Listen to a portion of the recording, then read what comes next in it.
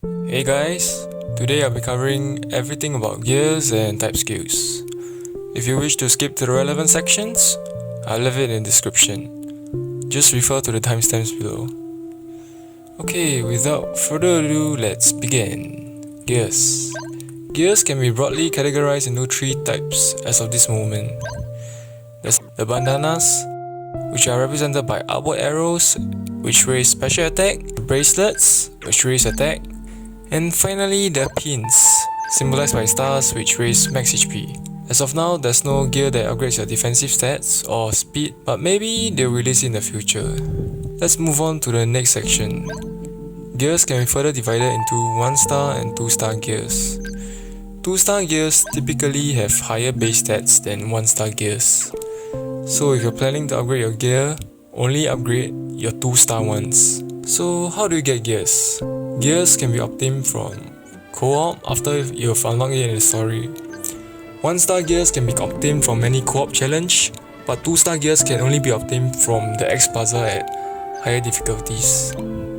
And co-op challenges don't consume any stamina, so feel free to grind to your heart's content. Now let's take a look at how to upgrade gears. By default, gears start with an initial level cap of 3. You can see that as I upgrade this 2-star electric bracelet from level 1 to level 3, it reaches max level and cannot be upgraded. As such, if you want to further level up your gears, you will need to unlock their level caps, much like Sync Orbs. So you can see from here that the electric bracelet from just now is clearly level maxed and cannot be upgraded anymore. But once I switch to the unlock level cap option, you will be able to unlock its level cap. To unlock its level cap, you need duplicate gears, which means if you're upgrading a 2-star electric bracelet, you will need another 2-star electric bracelet to unlock its level cap. As such, you shouldn't exchange your duplicate gears until you completely unlock your gear's level cap. You can see from here that as I toggle the first bracelet, a yellow crystal appeared on the top right under the words unlocked. Afterwards, you can immediately click OK and unlock the level cap. After unlocking the level cap once, you'll be able to upgrade your gear again, but this time it will cap at level 6. From this, you can observe that for each yellow crystal you unlock, your level cap increases by 3. So ultimately, you can reach a maximum of level 15 after unlocking all 4 crystals. And your completely maxed out level 15 gear would look something like this. For bandanas and bracelets, you can reach a maximum of plus 40 attack or special attack, as you gain 2 additional stats for each increase in level. As for pins, you can reach a maximum of plus 50 HP. Now that I've covered gear upgrades, let's move on to gear utility.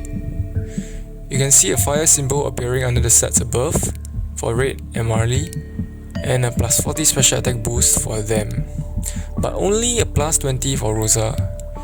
From this, you can observe that gears grant a full stat boost only to sync pairs of the same type, yet only half the stat for other types. The same thing happens when I use a grass pin instead. Only the full plus 26 HP is granted to Rosa, and the rest only has half the stat boost of plus 13 HP. However, there are exceptions.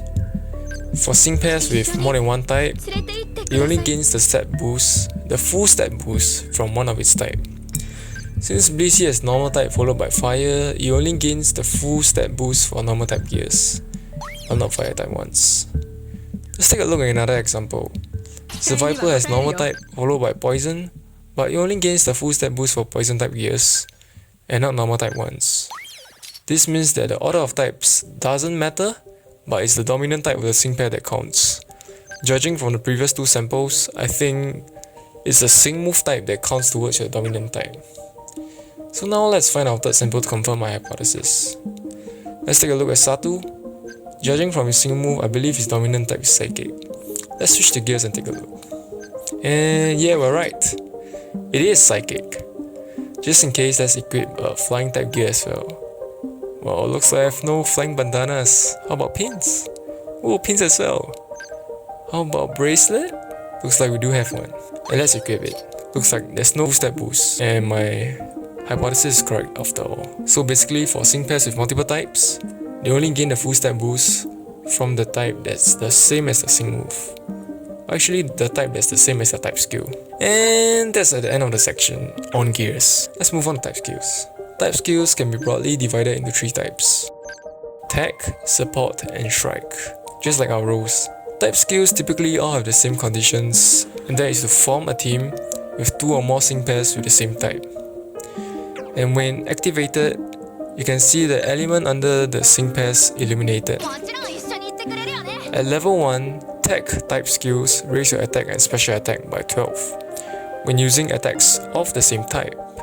It also raises the maximum HP of all allied sync pairs by 12. By their logic, your third sync pair of a different type should be able to benefit from the type skill as well. However, unlike gear, stat boosts from type skills cannot be perceived under stats or under tactics, so there's no way to prove whether it affected your third sync pair of a different type, unless you use the same type moves. In this case, I can use Blissey to prove my hypothesis. And much like gear, if you use a sync pair of a different dominant type, you can activate the type skill boost. It's especially evident since it specifically states normal level 1 under Blissey. Okay, I'll test my thesis with the training area's super hard level up drill. In this round, with the type skill bonus, I used Blissey's flamethrower on the enemy center sync pair and it dealt 74 damage. Next, I'll use a different sync pair to deactivate the type skill bonus and try again. In this case, I happen to choose Rosa. And Blissey dealt only 58 damage this time. From this, it's clear that once activated, type skills do affect your entire team, and not just sync pairs at the same time. Now moving on to support type skills, increases all allied sync pairs HP by 30 at level 1. As for strike type skills, it raises attack and special attack by 15 when using same type attacks. Now that we've covered the 3 different types of type skills, let's move on to the upgrading.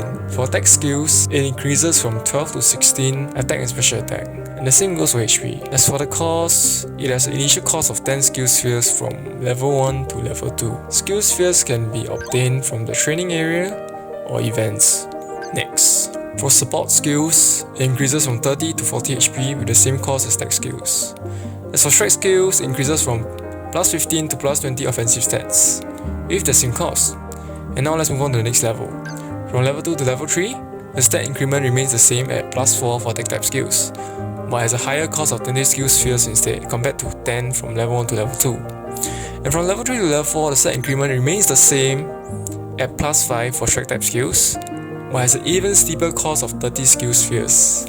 And level 4 happens to be the max level for type skills. So basically, the cost of type skill level ups increase for each level, from level 1 to level 4, from 10 skill spheres to 20 and then to 30. So ideally, if you are running low on skill spheres, you should just upgrade your type skills by a level each for the same type sync pair you're using, as the stats gain per level up for type skills is the same throughout from level 1 to level 4, much like gears. And I forgot to mention that the cost of upgrading gears increase every level as well. And that's the end of the section on type skills. Finally, I'll cover a bit about sync grid. For those who don't know how it works yet, all sync pairs have a minimum sync grid made up of only a hexagon, with only selected pairs having developed sync grids, and most of them with developed sync grids are either 5 stars or sync pairs unlocked in the story. The sync grid requires co-op sync orbs to be converted into sync pair specific sync orbs in a 10:1 ratio to be used in the sync grid. Co-op sync orbs can be obtained 10 times daily from the training area, or from the monthly exchange, or from events. These sync orbs can be used to develop the sync grid, which includes stat boost, new skills, increased move damage, and move specific buffs. However, the sync grid of each sync pair is limited based on your move level. For example, at move level 1, Barry can only access this much of the sync grid. The red and yellow stars tend to be the most significant buffs to your sync grid, so you should first look at them. As you move further, you can see locks at the corners. These locks require higher move levels to unlock. There are 2 ways to increase your move levels. The first way is to get a duplicate of the sync pair. Getting the same sync pair twice will give you a move level of 2, and your move level is maxed out at 5. As your move level increases, the power of your attack moves increase, as well as your available sync grid upgrades. That's all for the first method. The second method will be to use move candies. Move candies can be obtained from events, especially from full force battles. Otherwise, you need to exchange 20 strike tag or support coins for one 5-star move candy. And these coins can only be obtained from events or gachas. So if you're a free-to-play player, you're unlikely to gather enough anytime soon. As such, new players who have trouble with increasing their move levels, enough for their sync pairs to be useful. Another thing about sync grade is that it's not reflected in your base stats, meaning it doesn't show on your stats screen. The sync grade upgrades are reflected only during gameplay, like mana refreshes for instance. If you're a beginner, you're likely to dismiss the sync grade as unimportant until you challenge the better villain. But even if you don't realize the importance yet, I recommend you to still try to get the daily Sync Orbs as they are limited. That's because once you start challenging better villa, you find yourself severely lacking in Sync Orbs to get trainer move refreshes. That's why you should try to get the daily Sync Orbs starting from your first day of Pokemon Masters. And that's all for the basics of sync grade. If you found the video helpful, please like, subscribe and share the video. Thanks for watching.